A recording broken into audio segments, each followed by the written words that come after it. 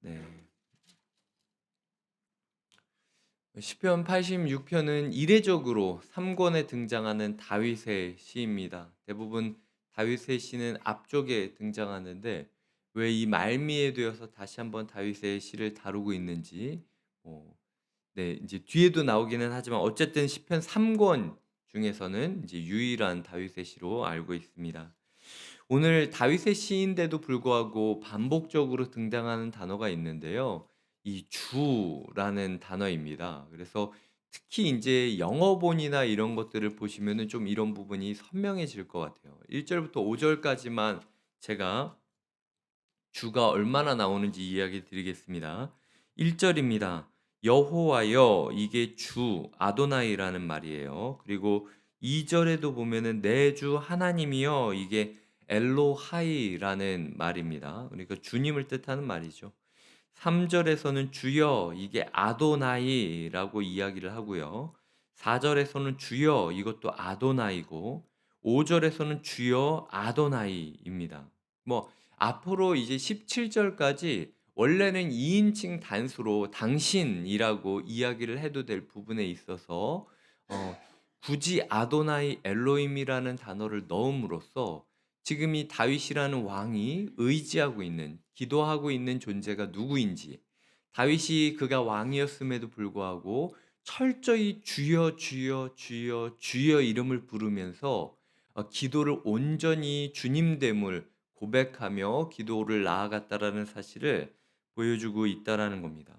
6 절에서도 보면 여호와여 이 아도나이고요. 8 절에서 주여, 9 절에서 주여, 10 절에 11 절에서 여호와여, 12 절에서 주 나의 하나님이여, 14 절에서 하나님이여, 15 절에서 주여, 17 절에서 여호와여. 뭐 제가 본 것만 해도 이렇게 수없습니다. 이례적으로 이 주 내 주 하나님이여라는 단어가 반복해서 나옴으로써 오늘 우리의 기도가 무엇으로 채워야 되는지를 이야기하고 있다라는 거죠. 우리는 기도할 때 종종 내 입장, 내 생각, 내 상황만을 나누곤 합니다. 하나님 그런데 내가요. 내가 이런 마음이고요. 내가 이렇습니다. 예, 나를 이야기하는 때가 굉장히 많아요. 하지만 그만큼 기도에 있어서 매 문장 문장을 할 때마다 주님, 주님, 주님, 주님 붙잡아 주시옵소서라고 주님을 부르는 그 부름이 우리 가운데 있냐라고 주님께서 물어보고 있다라는 것입니다. 주님께서는 어떤 분인지를 묵상해야 되고 그 주님을 붙잡는 것이 우리 기도 가운데 필요하다라는 것입니다. 또한 1 절부터 5 절까지를 제가 이야기 드리자면요. 이게 영어로는 for 그리고 because 이런 것처럼 주님 무엇 때문이 주님은 무엇 때문이기 때문입니다. 주님 내가 이렇기 때문에 주님 이런 식으로 하나님과 나와의 관계의 근거에서 기도를 계속해서 이어지고 있습니다. 제가 1 절부터 5 절까지도 샘플로 이야기를 드릴게요. 원문으로 보면 여호와여 주의 귀를 기울여 내게 응답하소서 왜냐하면 나는 가난하고 궁핍하기 때문입니다. 라고 1 절이 이 키라는 말을 사용해서 왜냐하면이라는 말을 하고 그리고 여기서도 보면은 나는 경건하오니라고 이야기를 하죠. 그러니까 내가 무엇 무엇 하오니라고 여기서도 for because를 사용하고 있고 그러니까 내 영혼을 보존하소서 주 내 주 하나님이여 이렇게 나오고 있고요. 3 절입니다. 3 절에도 주여라고 이야기를 하는데 베푸소서 다음에 for 내가 종일 주께 부르짖기 때문입니다라고 이야기를 하고 있고요. 그리고 4 절에서도 보면은 어 여기서도 보면은 주 "내 영혼이 주를 우러러 보오니." 이것도 for로 돼 있습니다. 그다음에 "주여 내 영혼을 기쁘게 하소서."라고 이야기를 하고 있고 5 절에서도 보면은 이 "무엇 무엇 때문에"라고 이야기를 하고 "주여"라고 이야기를 하고 있습니다. 주는 선하사 사죄하기를 즐거워하시며 주께 부르짖는 자에게 인자하심이 후하심이니이다.